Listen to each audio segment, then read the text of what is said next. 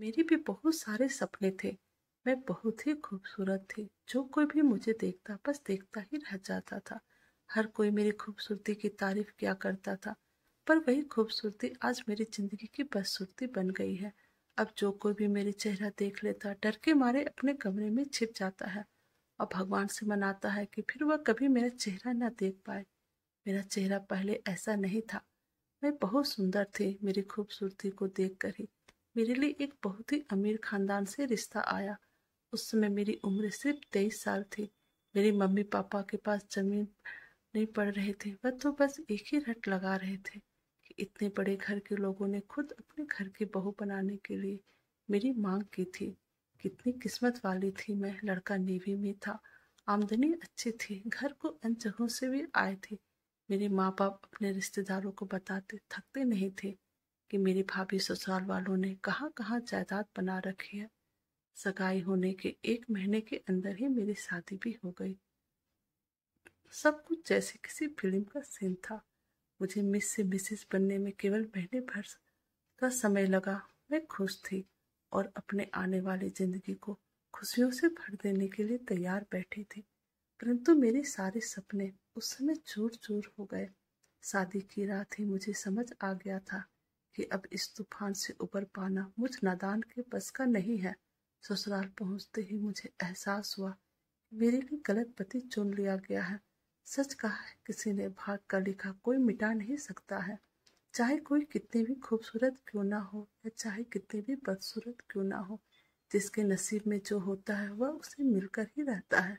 मेरा पति सुंदर था और आकर्षक भी, मगर शराब का बेहद शौकीन था। उन्हें शराब की लत लग गई थी।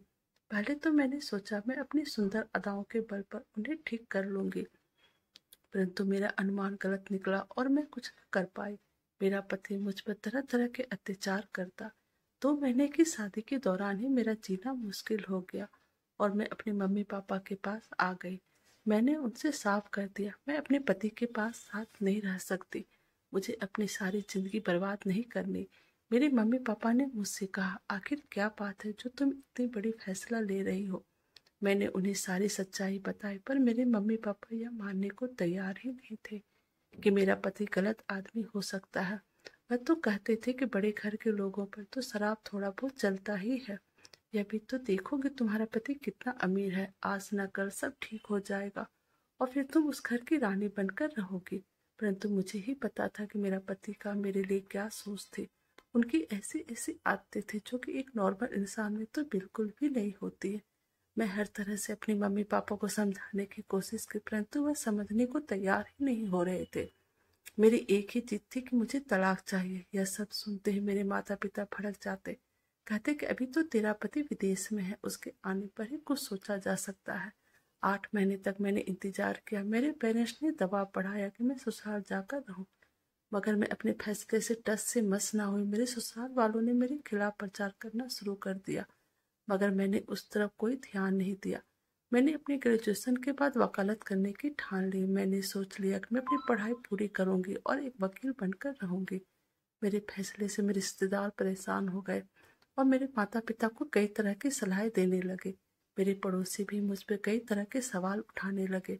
हर किसी को कहना था कि मुझे अपनी शादी को किसी तरह बचाना चाहिए, उसके लिए समझौता करना चाहिए। शादी को बचाना हर आदर्श पत्नी की पहली जिम्मेदारी है।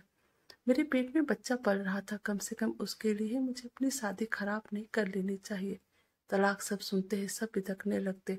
वे कहते कि समझदार औरतें तलाक की बात नहीं करती। कोई भी हमदर्द नहीं था मेरा। मेरी परेशानी सुनने को कोई तैयार नहीं था। कोई भी मेरे पति की असहनीय हरकतों के बारे में बात करने को तैयार नहीं था। कारण एक ही था कि औरतों पे अत्याचार तो होते ही रहते हैं, क्योंकि अधिकतर औरतों रात में अपने पति की मार खाती है और फिर सुबह उन्हीं हाथों से अपने पति के जूते को पॉलिश करती है। यह कोई नई बात नहीं थी। पति चाहे कितना ही बड़े पोस्ट पर क्यों ना हो, चाहे कितना ही पढ़ा लिखा क्यों ना हो, औरतों के ऊपर जुल्म करना अपना अधिकार समझते हैं। समाज में औरतों पर ज्यादती कोई नई बात नहीं है, क्योंकि माँ बहन भाभी सभी के साथ यह सदियों से होता आया है। इसमें परेशान होने की कोई बात नहीं है। उनके लिए मेरे अड़े रहने और तलाक की मांग करने पर मेरा पति गुस्सा से पागल हो गया और वह 2 महीने की छुट्टी पर वापस आया। मैं अब माँ बन चुकी थी। बेटा होने की खुशी सुनकर ससुराल वाले नहीं आए। अब मेरी माँ मुझ पर दबाव डालने लगी। लोगों को एक मौका और देना चाहिए और अपना ससुराल वापस चले जाना चाहिए। और उधर मेरे ससुराल वाले अपनी अमीरी पर दम पर प्रचार करने लगे कि अपने बेटे की दूसरी जगह शादी कर देंगे। उन लोगों ने मेरे चरित्र पर कई तरह के लांछन भी लगाए। पति के साथ रहने से इनकार करने के कारण मैंने अपने पति के अहम पर चोट कर दी। उस शाम मैं अपने बेटे को अंदर सुलाकर बाहर आंगन में बैठी थी। मेरा पति चुपके से आया और मेरे चेहरे पर तेजाब डालकर भाग गया। तेजाब से मेरा चेहरा, आंखें, गर्दन, छाती, हाथ, पैर और कपड़े सब जल गए, जैसे मुझे जलती हुई आग के हवाले कर दिया गया हो। असहनीय पीड़ा से चीखते चीखते बेहोश हो गई। मुझ पर लगातार कई सर्जरी हुए, मगर किसी तरीके से मैं अपनी पहली वाली स्थिति में नहीं लौट पाई। मेरे माता पिता प्राइवेट अस्पताल में इलाज नहीं करवा सकते थे, सो मेरा इलाज सरकारी अस्पतालों में ही हुआ। कितनी लंबी लाइनों में लगने के बाद और महीनों इंतजार के बाद इन अस्पतालों में सर्जरी के लिए डॉक्टर समय देते थे। मेरे पति द्वारा मुझ पर तेजाब का वह हमला पहले से ही नियोजित था। तेजाब फेंकने के बाद वह उसी रात विदेश भाग गया था। किसी ने उसका कुछ नहीं बिगाड़ा। मेरे एक पड़ोसी ने उसे आते हुए देखा था, परंतु वह डर के मारे कुछ भी नहीं बोला, क्योंकि कोई दूसरा ऐसा नीच काम मेरे साथ क्यों करता। मेरे माता पिता कानूनी लड़ाई लड़ने लायक ही नहीं थे। मेरे पति के पास लाखों रुपए थे। पुलिस वालों की जेब भरी जा चुकी थी। ऐसे में हम गरीबों के लिए कौन लड़ता। अखबार वालों को अपनी मजबूरियां थी। हर रोज तो ऐसे केस हो रहे थे जहां लड़कियों पे तेजाब से हमले हो रहे थे। मेरा केस भी सुर्खियों में रहा, मगर कुछ रोज में ही सब भूल गए। इस घटना ने मुझे और मेरे आत्मविश्वास को हिलाकर रख दिया। मेरा संपूर्ण अस्तित्व खत्म हो गया। मुझसे मेरी पहचान छीन ली गई। अब मुझे अपने माता पिता, रिश्तेदारों या पड़ोसियों को बताने की जरूरत नहीं रह गई थी कि मैं तलाक क्यों चाहती थी। अगर उसमें मेरी बात को कोई गंभीरता से लेता तो मेरा जीवन कुछ और ही होता, मगर इस कठोर समाज से मेरा वास्तविक संघर्ष तो अभी आरंभ ही हुआ था। तेजाब में झुलसे मेरे भयानक काले चेहरे ने तो मानो मेरी दुनिया ही बदल कर रख दी थी। अब मैं पहले वाली तो कतई नहीं थी। मेरे अपने भी मेरा चेहरा देखना पसंद नहीं करते थे। बच्चों को मेरा मुंह देख लेने पर डर लगता था। मैंने अपने घर से बाहर निकलना बंद कर दिया था। मुझे घर के किचन या बेडरूम में जाने की मनाही होने लगी, क्योंकि अब मेरे मायके में मेरी भाभी की चलती थी। मम्मी पापा भी उसकी तरफदारी करते। कोई मेहमान आता तो लिविंग रूम में जाने के लिए मुझे मना किया जाता। बस मैं यह सब सार्वजनिक स्थान पर लोग मुझे तिरस्कार भरी नजरों से देखते, मेरी साथ वाली सीट पर ना बैठते। अगर घर के दरवाजे की घंटी बजती और मैं कहीं सामने बैठी होती तो मुझसे कहा जाता कि मैं अंदर के कमरे में जाकर बैठूं, अपने ही बेटे से मिलने, बातें करने व उसे अपनी गोद में बिठाने को। मैं तरस गई थी। मेरा बेटा सबसे चोरी चोरी मेरे अंधेरे कमरे में मुझसे मिलने आता, मेरे जले हुए निशानों पर विक्स लगाता, मुझे फल खिलाता, मगर उसके लिए मैं अब कुछ नहीं कर पा रही थी। सो मैंने उसे अपने भाई भाभी के रहमो करम पर छोड़ दिया था। अब मुझे लगातार यह एहसास हो रहा था कि मेरे पति ने तो मुझ पर एक बार ही तेजाब डालकर अपनी नफरत का इजहार किया था, मगर यह बेरहम समाज मुझ पर हर रोज विषैले हमले कर रहा है। लोगों की उपेक्षा मेरे लिए अब बर्दाश्त से बाहर थी। मैं अपना दुख दर्द भूल जाना चाहती थी। मैंने अपनी नीति को स्वीकार कर लिया था, मगर यह जालिम समाज हर रोज क्षण प्रति क्षण के साथ तिरस्कारपूर्ण रवैया अपनाता जा रहा था। इस घृणा का तो कहीं अंत नजर नहीं आ रहा था।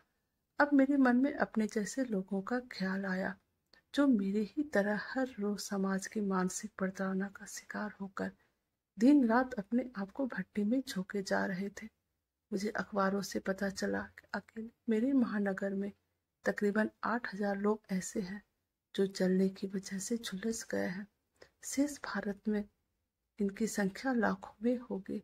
ये लोग गुमनामी और तिरस्कार की स्थिति में दिन रात दुखी मन से बस किसी तरह समय को धकेल रहे हैं। मैं सोचने लगी कि ये लोग भी मेरी तरह ही कुंठा और अवसाद में रहते होंगे। क्या उनके लिए समाज में कोई निदान नहीं है? कोई इनके लिए क्या कर रहा है? फिर मैं यह सोचने लगी कि हम जले हुए लोग मिलकर अपने लिए क्या कर सकते हैं। लोग हमसे मिलना नहीं चाहते तो कोई बात नहीं, हम लोग तो आपस में मिल बैठ सकते हैं।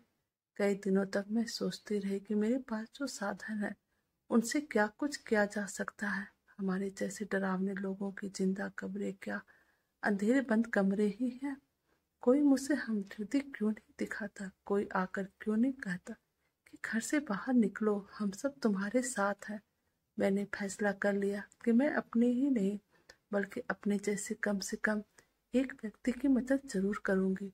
मेरी कानून की पढ़ाई अधूरी रह गई थी, उसे मैंने पूरी की और फिर मैंने एक संस्था शुरू की। ऐसे मुद्दे उठाए जो मेरे लिए आसान थे। अखबार में तेजाब बेचने पर प्रतिबंध लगाने, पीड़िता को सर्जरी करवाने व अन्य मसलों पर अखबारों में लेख भेजे। ऑनलाइन कैंपेनिंग शुरू की। 2 ही दिनों में 20,000 लोग मुझसे जुड़ गए। लोगों को मेरा नाम अभी विस्तृत नहीं हुआ था। तेजाब के शिकार हुई औरतों के लिए सरकार ने कई कदम उठाए, उनके लिए कानून बनाए, मगर ये सब अधूरा है। जब तक कि समाज संवेदनशील नहीं होगा, मन से यह महसूस नहीं करेगा कि ऐसी घटना किसी के साथ कभी भी हो सकती है, तथा ऐसे लोगों को उपेक्षा नहीं सहयोग और प्यार देना चाहिए।